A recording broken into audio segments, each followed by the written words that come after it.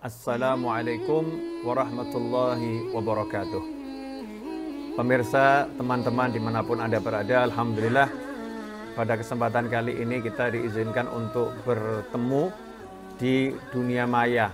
Ya, bertemu di dunia maya, insya Allah pertemuan kita ini terus berlanjut sampai nanti bertemu dengan di dunia yang paling nyata, yaitu di jannahnya Allah Subhanahu wa Ta'ala. Karena sebetulnya kehidupan dunia ini fata morgana. Ya, kehidupan dunia ini adalah banyak tipu daya fata morgana. Yang nyata itu hanya nanti di surganya Allah Subhanahu wa Ta'ala. Mudah-mudahan setelah panjang umur fi taatillah sehat wal afiyah, diberi segala kemudahan dalam taat, kita nanti masuk surganya Allah Subhanahu wa Ta'ala.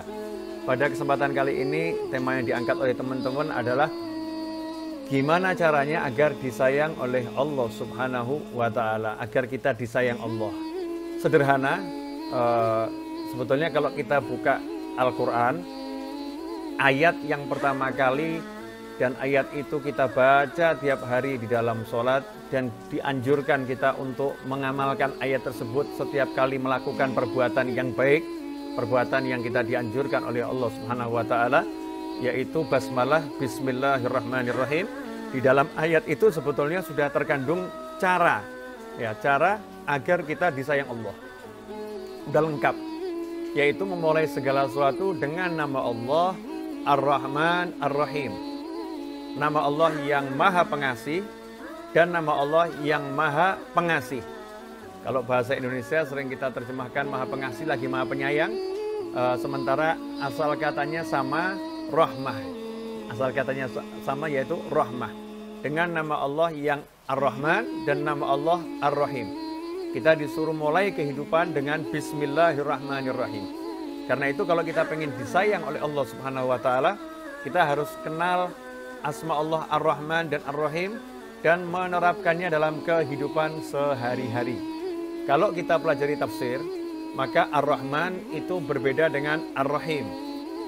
Ya, Ar-Rahman berbeda dengan Ar-Rahim. Menariknya, di dalam suratul Fatihah, di ayat yang pertama, bismillahirrahmanirrahim, Allah Ta'ala memperkenalkan dirinya sebagai Ar-Rahman dan Ar-Rahim. Semua umat Islam diminta oleh Allah Ta'ala untuk paham kalau Allah Ar-Rahman dan Ar-Rahim. Artinya Ar-Rahman, Allah maha menyayangi seluruh makhluknya, baik yang percaya sama Allah maupun yang gak percaya sama Allah, yang ingkar maupun yang yakin, ya, yang muslim maupun yang non muslim, semua mendapatkan jatah kasih sayang Allah dari nama Allah Ar-Rahman. Allah nggak pandang bulu siapapun, Ar-Rahman. Allah Ta'ala dengan namanya itu menyayang seluruh makhluknya, ya, menyayang seluruh makhluknya. Kemudian Ar-Rahim adalah Allah yang maha menyayangi khusus kepada hamba-hambanya yang beriman, hamba-hambanya yang percaya pada Allah Subhanahu wa Ta'ala, hamba-hambanya yang mengikuti ajaran Allah Ta'ala yang Allah sampaikan lewat Nabi Muhammad Sallallahu alaihi wasallam.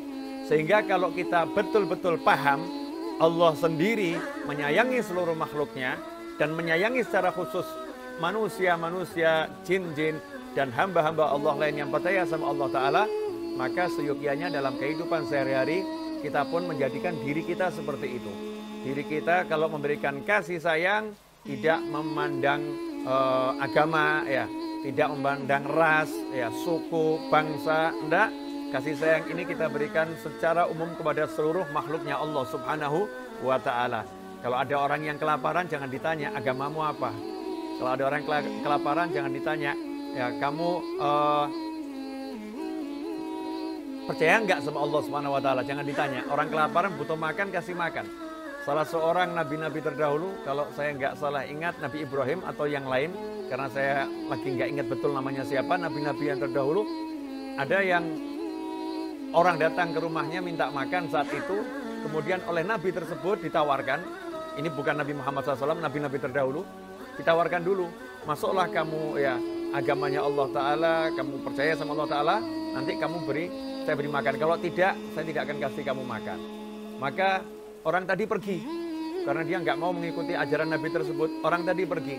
Saat orang tadi pergi, maka Allah Ta'ala menegur Nabi itu. Ya, Allah menegur sang Nabi dan berkata kepadanya, sekian puluh tahun ia ingkar kepadaku. Sekian puluh tahun, ia tidak percaya kepadaku. Sedikit pun aku tidak pernah menghalangi rezekinya. Sedikit pun aku tidak pernah memberikan makanan kepadanya. Aku terus berikan makanan, berikan rezekiku kepadanya. Kenapa baru sekali dia datang kepadamu dan engkau menolak hanya karena alasan dia nggak mau percaya dan iman kepadaku. Maka sang Nabi mengejar orang tadi, kemudian mengatakan, silahkan makan. Ya, saya akan siapkan makanan yang enak buat kamu. Maka orang tadi heran. Tadi kamu menawarkan saya harus masuk agamamu dulu, harus percaya sama kamu, baru dikasih makan. Tapi kenapa sekarang kamu mau kasih saya makan? Ya, tanpa syarat apapun. Maka dijawab oleh sang Nabi, Allah Ta'ala menegur saya. Allah katakan, sekian puluh tahun engkau tidak beriman kepadanya, dan Allah tetap memberikan rezekinya kepadamu. Masa saya boleh datangi sekali aja udah menawarkan macam-macam dengan syarat yang macam-macam. Saya ditegur oleh Tuhan saya. Maka orang tadi berkata, Allah Tuhanmu menegur engkau seperti itu? Iya. Maka orang itu pun akhirnya memeluk agama Islam, kemudian beriman kepada Allah Subhanahu wa Ta'ala. Inilah makna Ar-Rahman dan Ar-Rahim. Ar-Rahman, siapapun orangnya kita sayangi, siapapun makhluknya kita sayangi. Kita nggak boleh membeda-bedakan. Saya hanya mau sayang sama manusia, nggak mau sayang sama jin. Saya hanya mau sayang sama manusia, nggak mau sayang sama lingkungan. Saya hanya mau sayang sama manusia, nggak mau sayang sama hewan. Itu tidak dibenarkan di dalam Islam. Siapapun makhluk Allah Subhanahu wa Ta'ala hendaknya mendapatkan jatah kasih sayang dalam global, kasih sayang global, nggak dimusuhin. Kalau memang dia butuh bantuan ya dibantu, selama itu tidak melanggar aturannya Allah Subhanahu wa Ta'ala. Nah, kalau ini kita terapkan dalam kehidupan sehari-hari, kita sebagai muslim menyayangi semuanya, otomatis kita mendapatkan sayangnya Allah Subhanahu wa Ta'ala. Disabdakan oleh Nabi Muhammad sallallahu alaihi wasallam, Rasulullah bersabda, "Man la yarham la yurham." Siapa yang tidak menyayangi tidak akan disayangi. Siapa enggak menyayangi tidak akan disayangi. Makanya di bulan suci Ramadan, orang yang tidak punya rasa kasih sayang, yang punya rasa kebencian kepada muslim yang lain, punya rasa kebencian pada muslim yang lain, oleh Allah Ta'ala tidak diterima. Ibadahnya nggak diterima. Nggak dapat Lailatul Qadar, diblokir pahalanya. Karena hatinya masih punya kebencian kepada muslim yang lain. Karena itu udah menjadi syarat mutlak untuk mendapatkan rahmah. Yang mana rahmat itu syarat untuk masuk surganya Allah Subhanahu wa Ta'ala. Tiada seorang pun masuk surga dengan amalnya, semua masuk surga dengan rahmatnya Allah Subhanahu wa Ta'ala. Rahmat ini, kasih sayang ini hanya akan didapatkan oleh orang-orang yang punya jiwa kasih sayang. Qala Rasulullah SAW, Ar-Rahimuna yarhamuhumur Rahman. Atau kama qala SAW. Rasulullah SAW bersabda, Ar-Rahimuna, orang-orang yang menyayangi, mereka itu disayangi oleh Allah yang Maha Penyayang. Oleh karena itu, ikhwani rahimakumullah, mari kita saling menyayangi satu dengan yang lain. Saling menyayangi, saling mengasihi. Terapkan dalam kehidupan sehari, apalagi di masa yang seperti ini. Kita harus lebih punya empati kepada sesama kita, punya empati. Kita doakan yang sakit agar segera diangkat penyakitnya, diberi kesembuhan oleh Allah Subhanahu wa Ta'ala. Karena itu kalau kita lihat amalan Islam ini yang berhubungan dengan makhluk lain, pahalanya sangat besar. Contoh, amalan yang sederhana Sebenarnya kalau dihitung-hitung nggak masuk akal. Dihitung-hitung nggak masuk akal. Ada orang puasa 1 hari. Dari pagi, dari mulai subuh sampai maghrib. Kemudian kita datang ketemu sama orang tersebut. Saat orang itu mau berbuka, kita kasih dia minum teh panas. Kita kasih minum teh panas yang manis. Orang itu suka. Seteguk itu masuk membatalkan puasanya di kala maghrib. Maka pahala puasa orang tadi, dia dapat dan Allah berikan pahala yang sama untuk orang yang memberikan minum. Dengan memberikan minum saja, kenapa sama Allah Ta'ala dikasih pahala puasa 1 hari penuh diberikan kepada orang yang mau ngasih minum atau ngasih makan untuk menjadi pembatal santap berbuka seseorang? Jawabannya adalah karena itu muncul dari kasih sayang. Muncul membantu orang lain, menyelamatkan orang lain. Karena itu ikhwani rahimakumullah, tidak ada amal yang lebih utama menurut Nabi Muhammad SAW bagi seorang mukmin seperti idkhalus surur, menyenangkan hati mukmin yang lain. Menyenangkan hati mukmin yang lain. Siapa yang mampu menyenangkan hati mukmin yang lain, maka dia akan mendapatkan nilai amal yang paling tinggi. Karena itu kalau kita lihat saat Nabi Muhammad sallallahu alaihi wasallam pulang dari Gua Hira setelah mendapatkan wahyu yang pertama, Rasulullah SAW saat itu lagi dalam keadaan yang butuh dukungan. Butuh dukungan karena barusan bertemu dengan malaikat Jibril alaihissalam. Nabi Muhammad SAW bahkan tidak tahu saat itu secara ilmu zahir, menurut data-data yang ada, Rasul nggak tahu siapa yang ditemui. Malaikatnya bahkan nggak ngaku, saya malaikat, enggak. Meluk Nabi Muhammad SAW dan tidak pernah ngasih tahu, saya malaikat Jibril. Bayangkan, seseorang yang kemudian tiba-tiba dipeluk oleh makhluk ya, yang punya 600 sayap, dipeluk oleh makhluk yang badannya keker, yang besar, ya, makhluk yang nggak dikenal, tiba-tiba memeluk dan tidak ngasih keterangan, tiba-tiba pergi makhluk tersebut. Maka Nabi Muhammad SAW pulang ke rumahnya, bertemu istrinya tercinta, istri yang paling dicintai, istri yang mendapatkan salam langsung dari Allah Subhanahu wa taala, Sayyidah Khadijah radhiyallahu taala anha. Saat itulah Nabi Muhammad SAW menyatakan, zammiluni, zammiluni, selimuti aku, selimuti aku. Minta diselimuti. Maka Sayyidatuna Khadijah radhiyallahu taala anha paham, tidak sekedar memberikan selimut ke tubuh Nabi Muhammad SAW, tapi Sayyidatuna Khadijah radhiyallahu anha seorang istri yang solihah, segera menyelimuti hati Nabi Muhammad SAW, menyelimuti dengan kata-kata yang indah, dengan kalimat-kalimat yang penuh cinta, dengan kalimat-kalimat yang lembut.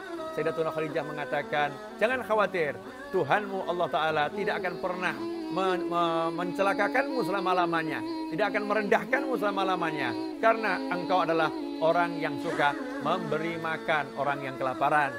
Kamu adalah orang yang suka memberi pakaian mereka yang tidak punya pakaian. Engkau adalah orang yang suka menyambung hubungan dengan orang-orang yang memutuskan tali silaturahim.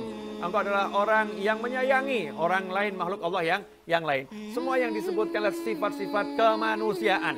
Ya, sifat-sifat kemanusiaan, sosial. Karena itu ikhwani rahimakumullah, kalau kita pengen mendapatkan derajat yang tinggi di sisi Allah Subhanahu wa taala, kalau kita pengen disayang oleh Allah Subhanahu wa taala, caranya adalah menjadikan diri kita punya hati yang penuh kasih sayang, dan perbuatan kita adalah perbuatan yang bersifat kasih sayang. Apapun itu, selama tidak melanggar aturannya Allah Subhanahu wa taala, akan menjadi sesuatu yang menyebabkan kita disayang oleh Allah Subhanahu wa taala. Karena itu kalau kita bersubuh, misalnya kita membaca doa astaghfirullah lil mu'minin wal mu'minat 27 kali setelah sholat subuh, astaghfirullah lil mu'minin wal mu'minat 27 kali, memintakan ampun mukminin wal mukminat yang telah meninggal dunia, yang masih hidup maupun yang akan datang, astaghfirullah lil mu'minin wal mu'minat 27 kali, maka kita diberi ampunan oleh Allah Ta'ala sebanyak jumlah mukminin mukminat yang ada di jagat raya. Kenapa seperti itu? Karena doa ini muncul karena kita menyayangi mukmin yang lain, ya, karena kita menyayangi muslim yang lain. Ikhwani rahimakumullah.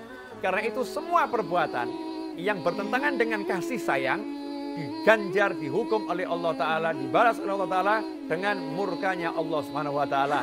Contoh, membuka aib. Orang yang suka membuka aib orang lain. Apa sabda Nabi Muhammad SAW? Siapa yang suka membongkar aib orang, maka aibnya akan dibongkar oleh Allah Subhanahu wa taala di dunia dan di akhirat. Na'udzubillah min dzalik. Karena membongkar aib ini perbuatan yang tidak punya kasih sayang. Ya, bukan muncul dari jiwa kasih sayang. Karena itu hukumannya berat. Semua perbuatan kepada makhluk Allah yang lain yang tidak dilandasi kasih sayang, maka hukumannya dari Allah Ta'ala berat. Ya, hukumannya dari Allah Ta'ala bahkan seringkali langsung. Ya, hukumannya langsung. Karena itu ikhwani rahimakumullah, perhatikan dalam kehidupan ini, selama ini kita berbuat berlandaskan Ar-Rahman Ar-Rahim, atau kita berbuat tidak pakai Bismillahirrahmanirrahim.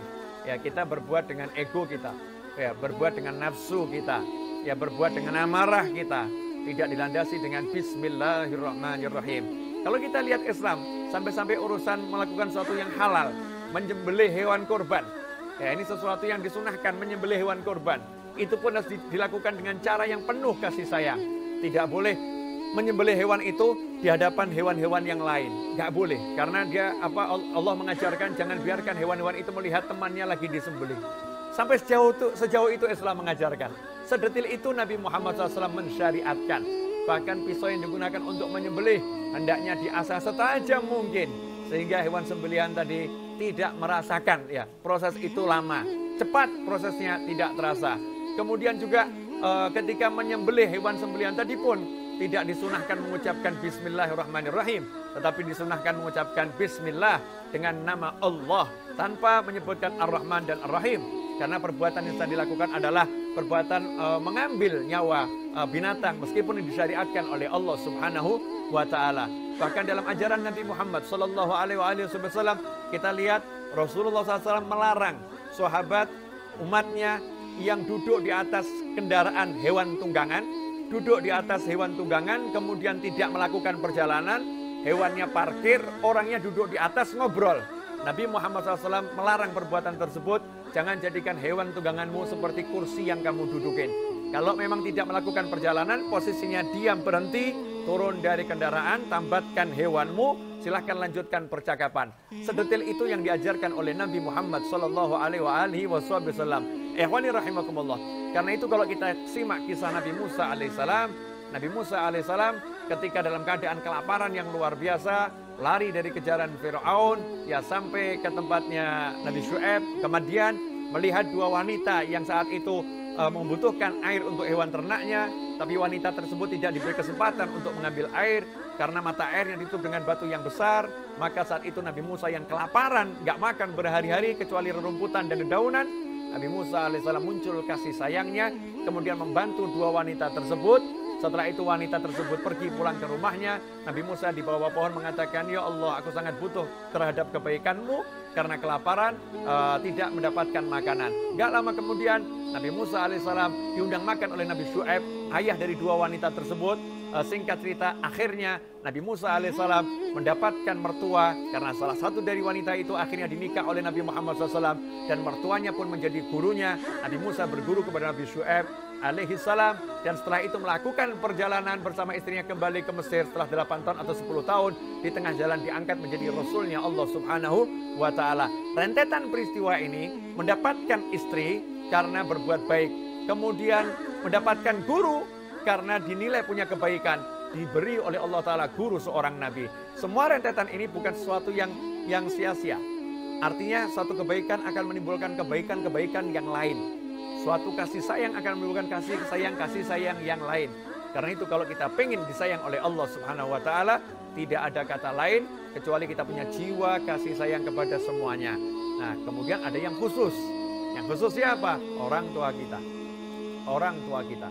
Kemudian siapa? Kerabat. Kerabat. Karena itu orang yang gak sayang sama orang tuanya, ibadahnya seperti apapun gak diterima oleh Allah Subhanahu wa Ta'ala. Karena tergolong anak yang durhaka. Ridullah fi ridul walidain, wa suhtullah fi suhtil walidain. Ridho Allah bergantung ridho orang tua, murkanya Allah juga bergantung murkanya orang tua. Kemudian yang kedua, kerabat. Maka siapa yang memutuskan tali silaturahim, Allah pun tidak menerima ibadah puasanya, pahalanya diblokir oleh Allah Subhanahu wa Ta'ala. Ya Allah pun memutuskan hubungan dengannya. Siapa memutuskan tali silaturahim, Allah putuskan hubungan dengannya.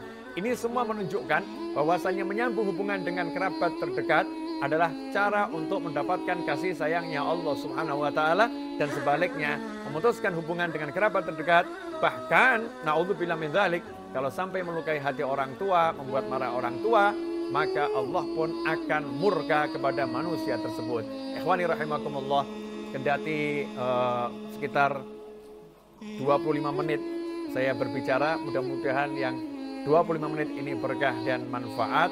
Insya Allah yang 25 menit ini bisa menjadi inspirasi untuk yang berbicara dan yang mendengarkan, ya, dan bisa diamalkan dalam kehidupan sehari-hari. Ingat, Bismillahirrahmanirrahim, Allah Ar-Rahman, Allah Ar-Rahim. Artinya yang muslim maupun yang non-muslim semua disayang oleh Allah Subhanahu wa Ta'ala. Tentunya batasan kasih sayang diatur oleh syariatnya Allah Subhanahu wa Ta'ala. Kita pelajari batasan-batasan tersebut dan kita amalkan dalam kehidupan sehari-hari, maka kita mendapatkan kasih sayangnya Allah Subhanahu wa Ta'ala. Semoga kita mendapatkan Lailatul Qadar, diterima puasa kita, diterima semua ibadah kita, dan segera yang saat ini sedang dialami oleh seluruh umat manusia diangkat oleh Allah Ta'ala, diganti dengan kebaikan dan kebaikan dan kebaikan. Hakadha wa sallallahu alaihi wasallam Muhammadin wa alihi wasallam. Alhamdulillah rabbil alamin wa afa minkum. Wassalamualaikum warahmatullahi wabarakatuh.